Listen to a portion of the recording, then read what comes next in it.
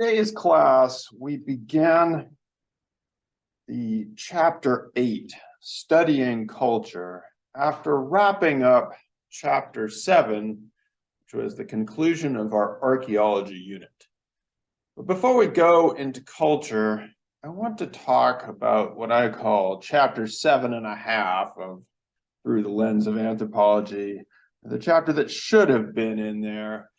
This happens in many anthropology books, textbooks, which is that for a long while, you're going through a kind of chronological order, where it's like you're doing human evolution and you're back with the non-human primates, and then you're getting into the more human-like primates, and you're talking about tools, and then you're talking about migrations, and everything is going along in terms of historical chronology. The time is marching along, and then in archaeology, you're starting to talk about domestication, the rise of different political forms, and you get up to basically the ancient civilizations.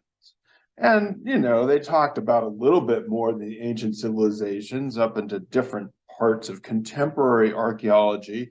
But basically, there's a skip between chapter 7, where we end with archaeology of these old places, and chapter 8, where somebody is eating termites or bugs or crickets. And this happens all the time, where there's this leap between the chronological order, and then all of a sudden a cultural anthropologist is out there eating termites and doing something funny with people. And I'm not sure why this is that we go chronologically for so long, and then we just skip up to the present as if maybe the last 10,000 years didn't actually matter to anthropology. Maybe we give that to history, and we just assume that the historians cover that, so you learn about that in history class. And that may be so, but I think we need to learn, or we need to understand, the kind of global history, which I believe most of us don't really get in school, and the historians aren't covering as well as they should. They may be, we'll see, so that we can understand what was happening before the idea of culture came up. So here's my very brief overview of the last 10,000 years. We'll talk about the last 500 more overview. You have all these people interacting and trading, and there's political empires that come and fall, cities arise, hunting techniques are developed, transformation of various ecosystems, the Amazon is transformed, and all these places by fire in different ways in which people are doing things. And I tried to graphically represent this at one point with this very accurate graphic of everything that has happened in the last years.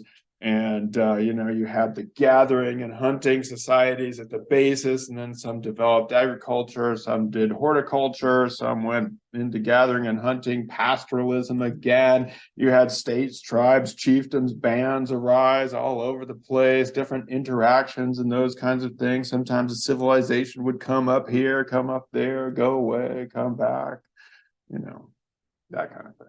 So lots of stuff happened. And there was a book that was written that was published in 2009. Actually, Wilcox's essay about Jared Diamond appears also in this book. It was basically a collection of archaeologists and other anthropologists who were challenging the Jared Diamond narrative of geographical determinism, or that agriculture was the reason for the triumph of European societies over the rest of the world. And so the book was titled Questioning Collapse. And they went back and talked about, well, if we looked back in the day at where the most powerful and largest cities in the world were at various points in human history, if you go back about 1,500 years, or 500, we used to call AD, Common Era, 500 CE, those would be in Mexico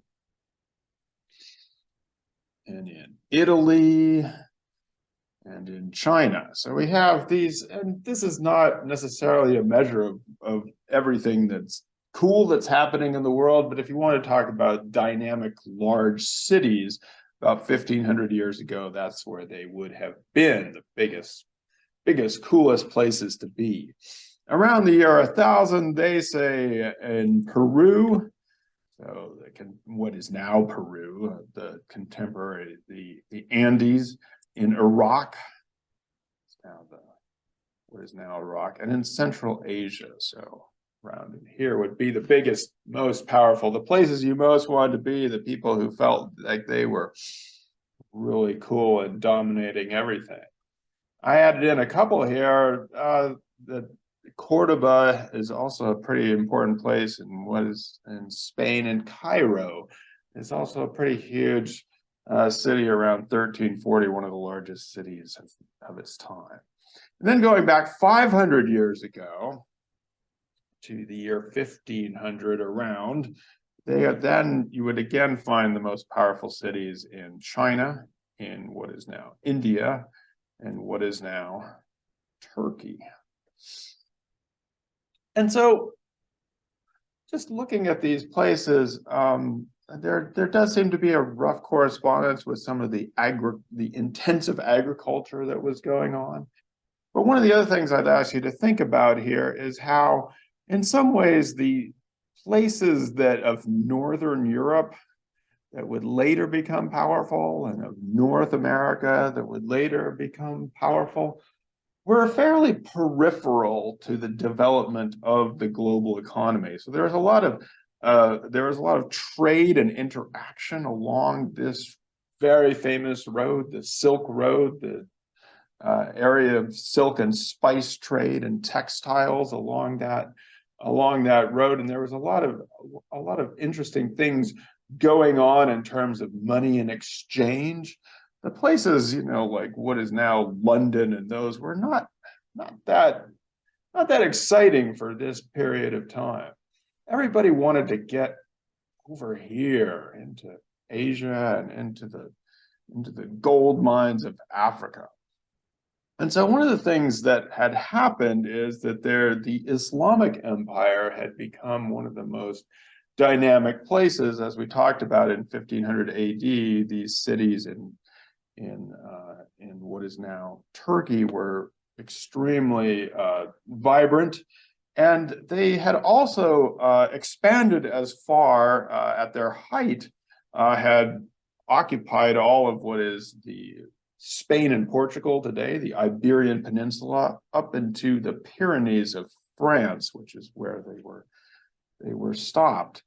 And hugely important for world history, because in part they preserved the Greek texts, the philosophical texts, and the mathematics that were going on there. That's where we get Arabic numerals. If you've ever tried to divide or multiply with Roman numerals, you know that is not a good idea. So a lot of the ancient world achievements, they were developing and perpetuating, and importantly the development of sugar and sugarcane cultivation. The word for sugar, azúcar, is in Spanish is actually derived from Arabic. There's other words in Spanish that are rooted in Arabic, and that long interaction that happened on the Iberian Peninsula. But for the Europeans at this time, they were starting to get cut off from their traditional trade routes to the east, the silk and the spices and all the good stuff that they wanted. They started getting cut off, and so the people in the Iberian Peninsula were starting to try to sail around Africa and to sail west to try to get east. And so this is a map of the Iberian Peninsula in 1491, where we now are. Portugal was fairly well established, and Spain was starting to come together, although they didn't really consider themselves to be Spaniards, more from like the kingdom of Castile and Aragon and these different kinds of places. All right, first history question. If you lived on this peninsula in 1491 and the year changes to 1492, what is the most important thing that's happened in your life? Delaney. Oh, it is very important that Columbus was stumbling over into the new world in 1492. Of course, he didn't know where he was, and it was October. So he couldn't get back in time to tell anybody about this in 1492. And he really didn't understand what had happened to him. They started to know by about the third or fourth voyage that this was going to be more important than they thought. The most important event for those people who were living in this place was actually the fall of the Kingdom of Granada, which was the final Muslim caliphate to be the Spaniards called this the Reconquista.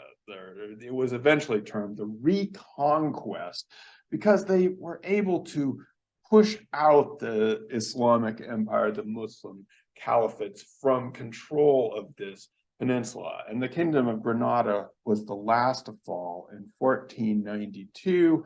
It also coincides with the expulsion of the Jews from Spain, which is to say you had to either convert to Christianity or be expelled. And so in both cases, what we have is this transformation of a Christianity which would become, in Wilcox's words, a newly militarized Christianity. It was linked not just to kind of doing good and following in the way of Jesus, but conquering people, making them convert, forcing them to transform into Christians. And so this is the year that in some ways this part, which was in a perhaps more diverse society under Islamic rule, where they kind of had a live and let live idea, became much more, as again Wilcox put it, a much more militarized Christianity. And he makes the point that Santa Fe, which is where the Pueblos were, it's named after the place where it's one of the last battles in the Kingdom of Granada. So there's this echo of the conquest, the reconquest of Spain that gets played out in the Americas. And crazy enough, and that's why I had you, maybe if you could look back at the Wilcox article, when the Spaniards are in the Pueblos in what is now, New Mexico and Arizona, they're talking about mosques. Like the indigenous people had mosques, or they're framing it in the very same language of conquest that they had used to drive back the Islamic Empire. And so we have these two very, very tiny places, that were not very important in world history till then, basically taking over much of the world. And as Michael Gonzalez and Camp put it, you have the Pope basically drawing a line between the lands that would belong to Portugal, is now Brazil, and all the other places which would belong to Spain. And the Portuguese Empire, this tiny, tiny place of Europe stretches out, mainly a seafaring empire, but including Brazil, over lots of Africa and places in India and places in Asia. And for those following Brazilian politics and the upcoming election between Bolsonaro and Lula, or you might wonder how a place like Brazil got someone as Trumpy as Bolsonaro. And it has a lot to do with this ongoing effect of the empire domination of a Eurocentric system of the world. So on the one hand, the Spanish and Portuguese, as they began to explore, colonize these places, encounter a tremendous diversity of political and economic systems, all the things we've talked about: chiefdoms, tribes, bands, other states, other civilizations. But they also are very interested in transforming them. They're not there to study them. They are there to Christianize them, and they're there to extract wealth and to extract labor and to really get into the trade routes that they had originally been interested in Asia. Crucial to those trade routes was not necessarily the gold that they were looking for. They didn't find that much gold in the Americas, but the discovery of a huge reserves of silver in Potosí. And this single place, single mountain of, basically a mountain of silver, served to galvanize the trade routes that had previously existed, but were now infused with Spanish silver. As Chris Lane has put it, this provided over half of the world's silver for a century. Potosí was hugely important in producing all of this silver, which the Spanish would then were able to ship into Asia and into Europe to kind of make trade and commerce much more viable. Of course, the silver city that changed the world. Where's Potosí?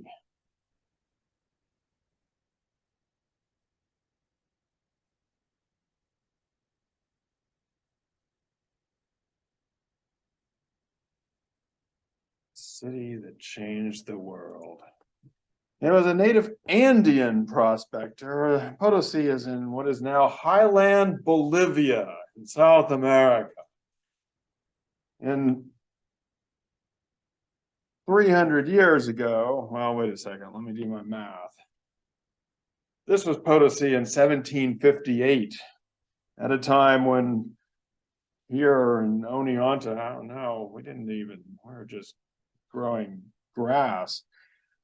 This was one of the largest cities in the world. It's been called the first global city. It was larger than London or Paris at the time, laid out in a grid-like pattern.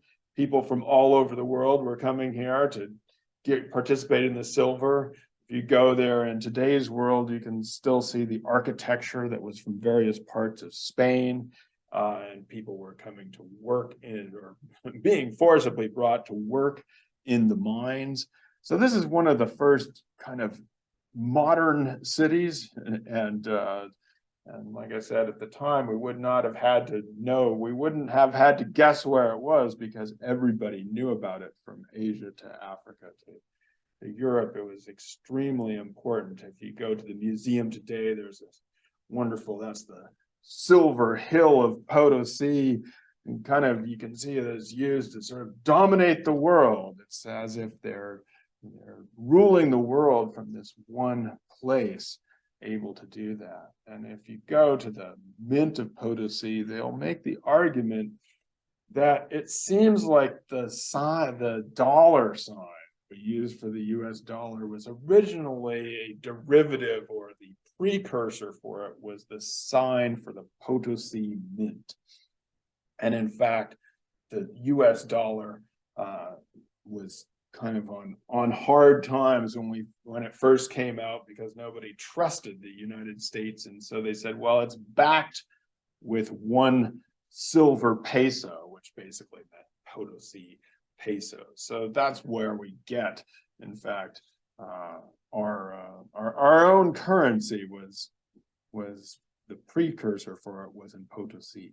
So this was an enormously important mine and mining area, along with some of the silver mines in Mexico, which enabled these trade routes to really rev up. After that, or following that, we have a period in which the northern European countries get more involved in the Americas. and in plantation labor, in another effort to transform and to again participate in and really rev up the trade routes that were happening. This is a map that kind of shows where the enslaved Africans were taken, and as to scale kind of where most people went. It's a little bit, well, when we think of enslavement in the United States, what do we usually think of? What images come to our mind? Yeah. Cotton plantations. Yes, that's what we usually think about. And cotton is, of course, an important crop, especially if you're in the US South. But as you can see from this map, that is only a very small fraction of the people who were taken from Africa in order to work in these places. Many, several, maybe 5 or 6 different Caribbean islands got imported more slaves than the entire continent or the entire area of North America. And Brazil got approximately 40%. Now, what are all the people doing going to Brazil and the Caribbean? What do they want them for? Yeah, Cass. Predominantly sugar. There was other stuff, but most of the people who were enslaved were brought to work on sugar plantations. Again, cotton is important, but pretty much a kind of a sideshow in what would be the main area of enslavement. There's a picture from Saint-Domingue, the French colony, which was enormously rich and enormously productive, producing as much sugar, coffee, indigo, and cotton as Brazil and Jamaica combined. Of course, Jamaica would later become very productive as well, and as we talked about, Brazil and would become huge in this. But for a while, the real cool place to be was Saint-Domingue, producing as much sugar, enormous wealth, the jewel in the crown of French colonialism, you might say. Where's Saint-Domingue?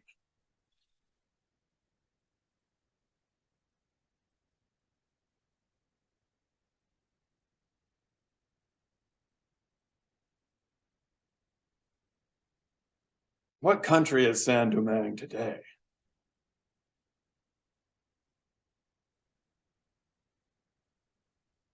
Huh?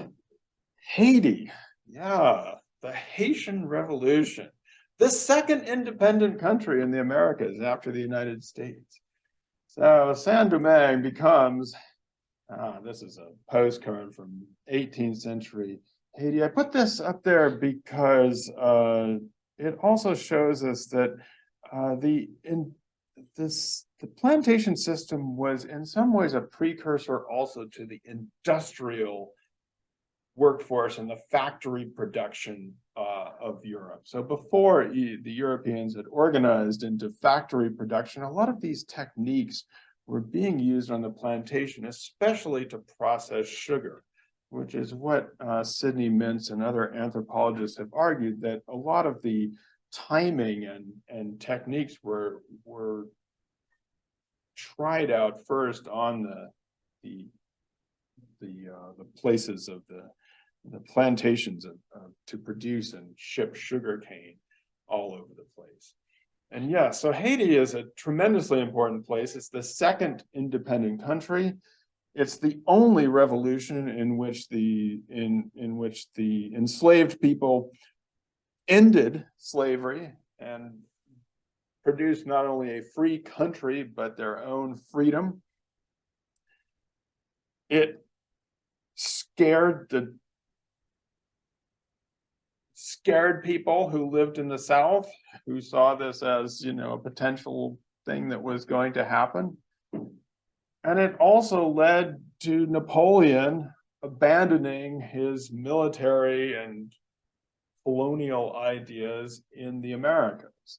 He originally, there was the first revolution and he sent a unit there. Of course, Haiti was enormously productive as compared to this big piece of land, which was not.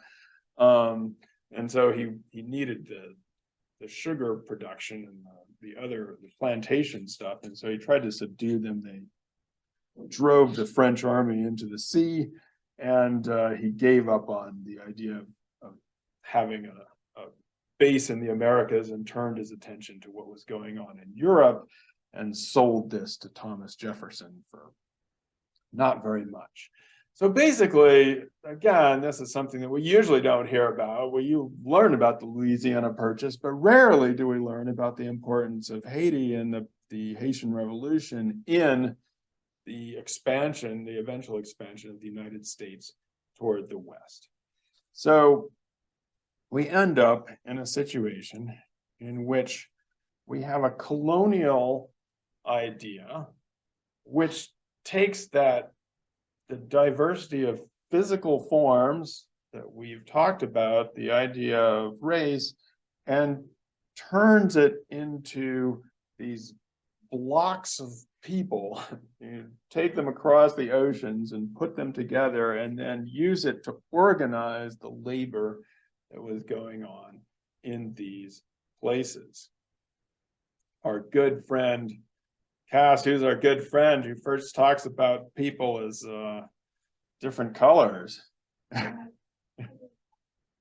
Linnaeus and his, red and yellow, black and white. That's where we get that idea. And different people develop different versions of that. Blumenbach came along. But yeah, basically the idea that people came as these different color blocks, and not only that they came as a color block, but those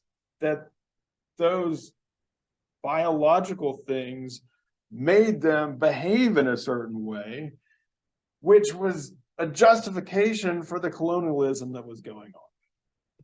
So all of this happens before anybody calls themselves an anthropologist or is trying to study people or trying to understand what's going on. So before anthropology comes out, what we have is, just to summarize, we have the Spanish and the Portuguese developing these trading, and in the Spanish case, a large land-based empire, which would completely transform the productive system of the time. You have Potosí and the silver from there, and from the mines in what is now Mexico, revving up and transforming world trade routes, the city that changed the world. After that, you have some of the Northern European powers getting involved, especially from the Caribbean. But also Brazil taking what was once açúcar, which was this exotic spice that was seen as extremely expensive, and turning it into something that you could combine with coffee or combine with cacao or combine with tea, famously, and get a whole lot of calories and a whole lot of punch and make it possible for people to work harder, faster, and longer when you bring sugar into the working classes and bring it down to the level where everybody's drinking it all the time. So it's difficult to imagine how there could have been an industrial revolution later on without this pre-existing trade, silver and stuff, and again the fueling of the working classes through the sugar and transformation of production. And as I mentioned, it was also in part the plantation system which provides the basis for the ideas about organizing people into factories and putting people onto clock time. But of course, once industrialization got going, we tended to forget about those places that provided the land and labor and resources that fueled this system. So now if I ask about Potosí, we don't know where it is. Got Haiti in there, but now if we think about Haiti, we just think about, how the currently awful conditions there. We don't think about how rich it once was. The same thing with Bolivia in some ways. So we get the world that is arranged as a racialized hierarchy. We have people who are fed into the system and basically had to produce for this system. And what was called upon to explain the differences in populations and would basically justify the inequalities that had been produced by this system is the idea of race, or the idea of environment, that people in certain areas, in certain geographical areas were the way they were because of where they lived and what their bodies were like. And so that would explain and justify the European and eventually North American system that had been put into place.